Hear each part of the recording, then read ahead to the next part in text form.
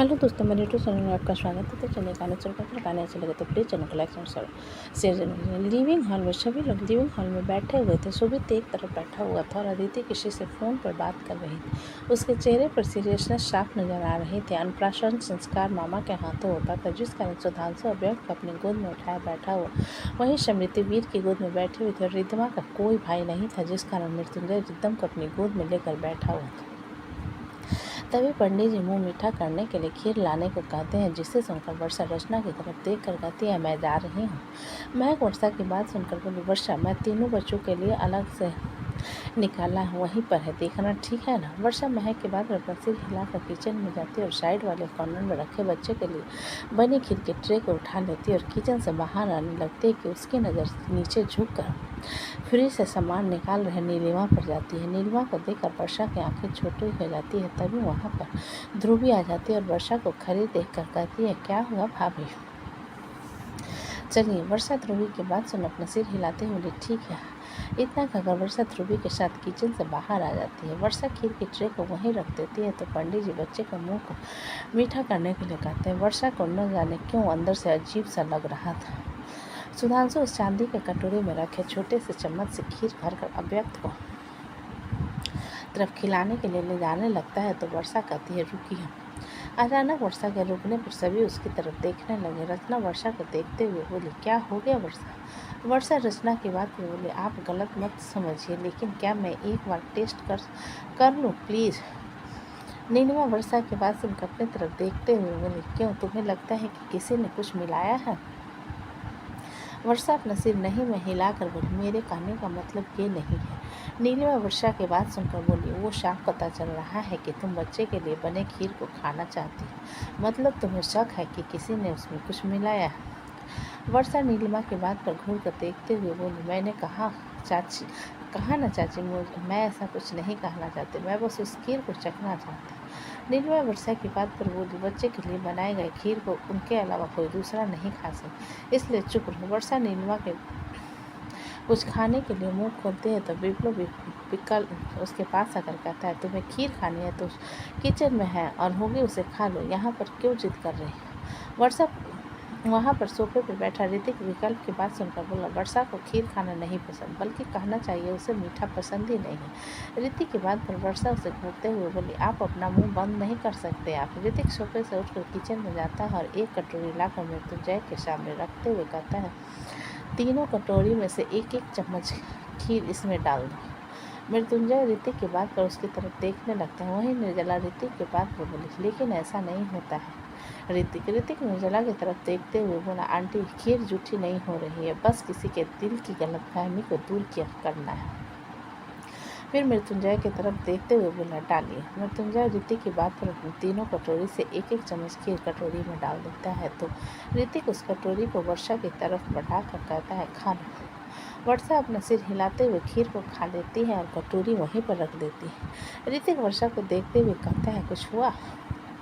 नीलिमा बुरी तरीके से वर्षा को घूरे जा रहे थे। वहीं वर्षा के माथे पर धीरे धीरे पसीना आना शुरू हो जाता है। वो गिरने लगती है तो ऋतिक उसे कमर से पकड़ लेता है। विकल्प जल्दी से आगे बढ़कर वर्षा को संभालते हुए बोला, वर्षा तुम ठीक हो? ऋतिक मृत्युंजय के पास जाकर सारी खीर की कटोरी को उठाते हुए बोला, ये सही नहीं है। सुधांशु खीर की कटोरी को देखते हुए बोला, लेकिन इनमें से किस खीर में कुछ मिलाया गया? ध्रुवी जो कि किचन में गई हुई थी, खीर बने केतली को लाकर बोली, इसमें छिपकली गिरी हुई है, शायद इसलिए खीर जहरीली हो गई है।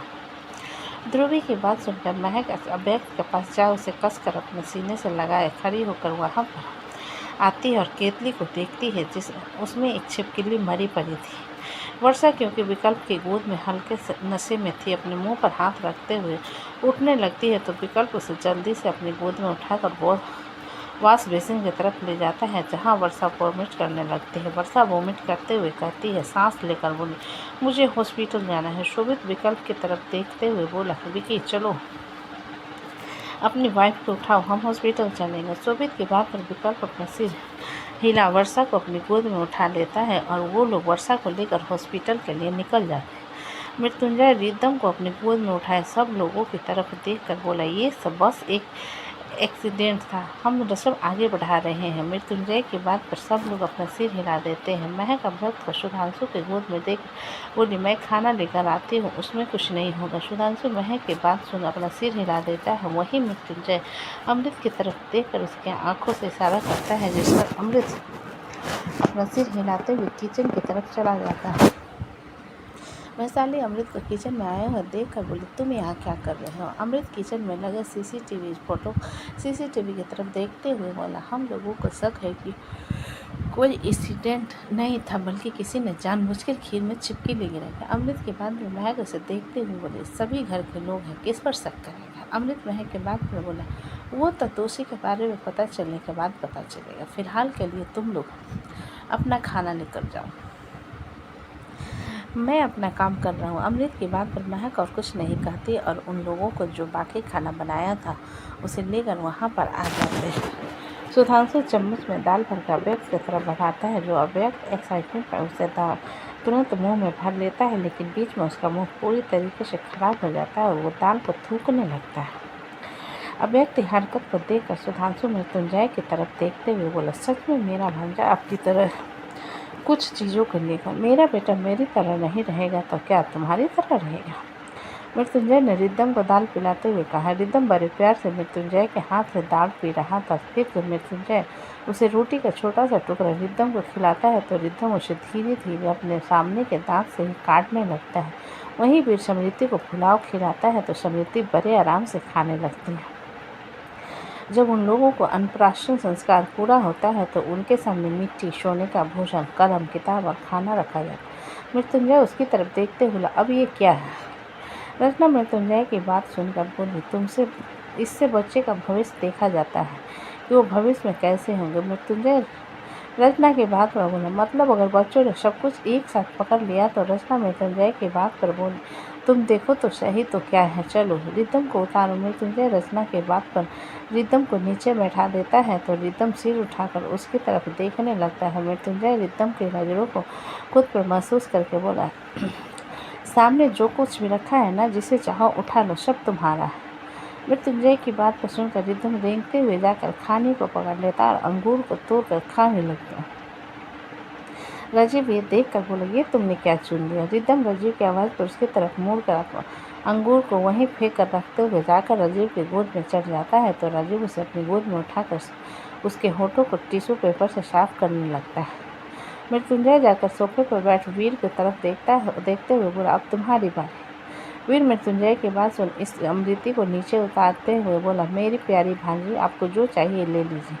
वहीं मृत्युंजय सोफे पर बैठे बगल में रीति की तरफ देखते हुए बोला, मैं बता रहा हूँ, अगर ये एक्सीडेंट हुआ तो ठीक है, अगर ये किसी ने किया होगा ना तो मुझे नहीं पता मैं क्या करूँगा। तभी मृत्युंजय को अपने पैरों पर किसी के कोमल हाथ महसूस होते हैं। मृत्युंजय सिर नीचे करके देखता है जहाँ समृद्धि उसके पैर से लिपट कर बैठी हुई। मृत्युंजय समृद्धि को अपनी गोद में उठाते हुए बोला, आप यहाँ क्या कर रही हैं? समृद्धि मृत्युंजय के कंधे पर अपना सिर रख लेती है। वहीं वैशाली अपने माथे पर हाथ रखते हुए महक से बोली, हमारी बेटी गई हमारे हाथ से। मृत्युंजय वैशाली की बात में बोला, तुम ऐसा क्यों कह रही हो? रचना सारे सामान की तरफ इशारा करते हुए बोली, उसने किसी तरफ नहीं देखा और सीधा अपने तुम्हारे पैर जाकर पकड़े, इसलिए वो ऐसा कर रही है। मृत्युंजय रचना के बाद सुन समृद्धि को बालों को धीरे धीरे सहलाते हुए, तो मेरी प्यारी बेबी ने सब कुछ इग्नोर करके अपने बिग डैडा को चुना। इतना कहकर मृत्युंजय समृद्धि को पीठ को थपथपाने लगता है। वहीं ऋतिक समृद्धि को देख रहा था, जो कि आंखें बंद करे मृत्युंजय के सीने से लगी हुई थी। सुधांशु अव्यक्त को नीचे उतार कर बोला, तो मेरे प्यारे भांजे, आपको किसी ऐसी चीज़ को चुनना है जो कि सबके हित में हो। अव्यक्त सुधांशु की बात पर आगे बढ़ते हुए सोने के गहने उठा लेता है, जिसे देखकर विप्लव कहता है, ये मारत चौका। फिर अव्यक्त उसे एक हाथ में पकड़े रेंगते हुए जाकर महक की गोद में रख देता है तो महक उसे पकड़ने तो अव्यक्त फिर से जाकर पेन उठाकर लाकर महक की गोद में रख देता है और फिर जाकर खाना लाकर महक की गोद में रख देता है। फिर ढेर सारे मिट्टी लाकर महक की गोद में रख देता है तो आखिरी में आकर खुद ही महक की गोद में बैठ जाता है। मृत्युंजय अपनी डरावनी आंखों से अव्यक्त को देखते हुए समृद्धि से बोला, अब रोज़ इसे मारना, पटक पटक कर मारना। ऋतिक, जो कि मृत्युंजय के बगल में बैठा हुआ था, उसकी तरफ देखते हुए, तुम्हारा ही बेटा है? हाँ, तो मेरी बीवी से क्यों चिपक रहा है? सब कुछ उसे ले जाकर दे रहा है, तो मैं क्या लेकर दूँगा? मृत्युंजय ने मुंह बनाते हुए कहा, जिसे देख ऋतिक गहरी सांस पर भार सोफे से खड़ा हो प्रकृति से बोला, हम चले? प्रकृति जो कि फ़ोन में उन लोगों की वीडियो बना रहे थे, ऋतिक की तरफ देखते हुए बोली, क्यों, हम यहाँ पर कुछ पल नहीं रुक सकते क्या? ऋतिक अपना सिर नहीं में हिलाकर बोला, उसके हाथ को पकड़ कर बोला, तुम्हारी बहन मेरे घर में है, अगर उसने ज़्यादा शेरवन का दिमाग खराब कर दिया तो शेरवन उसे जान से मार देगा। आलिया और शेरवन के जिक्र पर प्रकृति अपना सिर हिलाते हुए बोली, हाँ चलो।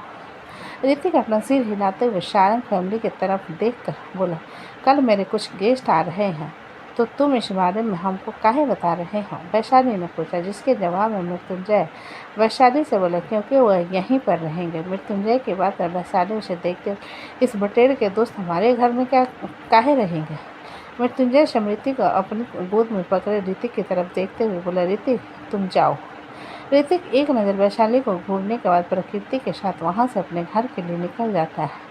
कोई कुछ कहता उससे पहले ही घर का टेलीफोन बजता है। विपुल जाकर कॉल अटेंड करते हुए बोला, हेलो। दूसरी तरफ से कशिश की आवाज़ आती है, मृत्युंजय कहाँ पर है? कशिश की आवाज़ को पहचान कर विप्लव मुँह बनाते रहे, घर के फंक्शन में तो आना नहीं है, भाई को पूछ रहे हो? नहीं बताऊंगा।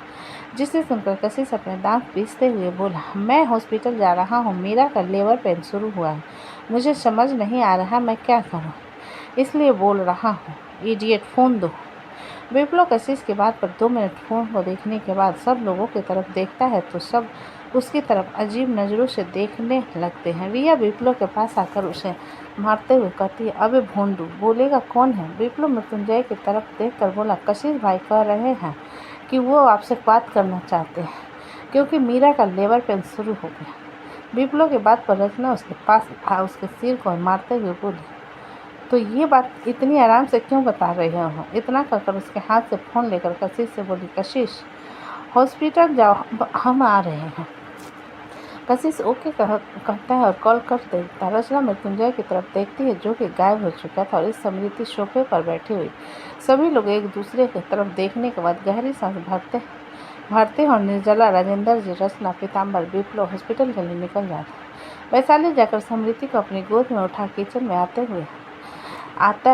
है जहां अमृत अभी भी सीसीटीवी को देख रहा था। वैशाली पीछे से अमृत के पीठ पर मुक्का मारते हुए, तुम्हारी जासूसी हो गई हो तो हम तुमको कुछ बताएं? अमृत अचानक वैशाली के मारने पर हड़बड़ाते हुए बोला, कैसी दुष्ट औरत हो, अपने पति को मार रही हो क्या? क्या हुआ? वैशाली अमृत के घूरते हुए दांत पीस कर बोली, मीरा का बच्चा होने वाला है, हॉस्पिटल गया सब लोग, तुम यहाँ पर सीआईडी बना रहो। अमृत वैशाली की बात पर जल्दी से बोला, मैं जा रहा हूँ हॉस्पिटल, तुम बच्चे का ख्याल रखना। इतना कहकर अमृत सब कुछ वहीं छोड़कर बाहर की तरफ चला जाता। वैशाली निराशा से अमृत को जाता हुआ देखने के बाद बाहर आती है तो सब लोग लिविंग में ही बैठे हुए थे। वैशाली नज़र घुमाते हुए बोली, सुधांशु और ध्रुवी कहाँ हैं? वैशाली के बाद पर महक उसकी तरफ देखते हुए बोली, सुधांशु काफ़ी समय से के बाद आया है ना, तो दोनों बात कर रहे हैं। जिसे सुनकर वैशाली महक के साथ बैठते हुए बोली, दीदी हम तो कहते हैं कि अब सुधांशु और ध्रुवी की शादी करवा देनी चाहिए। खुशहाली वैशाली की बात पर बोली, सुधांशु इस बार 23 साल का हो जाएगा और इतनी जल्दी शादी एक लड़के के लिए मुझे नहीं लगता सही है, क्योंकि वो अभी अभी अपने करियर की तरफ आगे बढ़ रहा है। बस खुशहाली की बात पर वैशाली उसे देखते बोले, अच्छा अब हमको समझ आया, इसलिए तुमने इतनी देरी से शादी की। वैशाली खुशहाली की बात पर अपना सिर नहीं में हिलाकर बोली, मुझे शादी से डर लगता था, इसलिए मैंने शादी करने में देरी की। महक उसकी बातों को सुनते हुए अव्यक्त की तरफ देखती है जो कि अब अपनी आंखें झपकते हुए सो रहा था। जिसे देखकर महक उसे उठाते हुए वैशाली से बोली, मैं अभी को सुलाकर आती हूँ। तभी वीर वहाँ आकर खुशहाली से बोला, खुशी वैशाली विशाल सो रहा है, अब हम भी घर चले। खुशहाली वीर की बात पर अपना सिर हिला देती है और वैशाली को बाय कहकर वो लोग वहाँ से चले जाते हैं। राजीव पहले ही रिद्धिमा और रिद्धम के साथ घर के लिए निकल चुका था, क्योंकि राजीव उन दोनों को घर छोड़कर हॉस्पिटल मीरा के पास जाने वाला था। वैशाली उन लोगों को जाने के बाद समृति को अपने सीने से लगाकर उसके पीठ को थपथपता हुए बोली, हमको न जाने काहे छुटकी काकी सासू पर पूरा शक जा रहा है, हमने बड़े ध्यान से सब किया था। इतना सोचते हुए वैशाली के चेहरे के हुलिये बिगड़ने लगते हैं। तो दोस्तों कहानी कैसी लगी मुझे कमेंट में लिखा, अच्छी लगी तो प्लीज़ चैनल को लाइक करें, सब्सक्राइब करें और ज़्यादा से ज़्यादा शेयर करें। कहानी को पूरा सुनने के लिए धन्यवाद।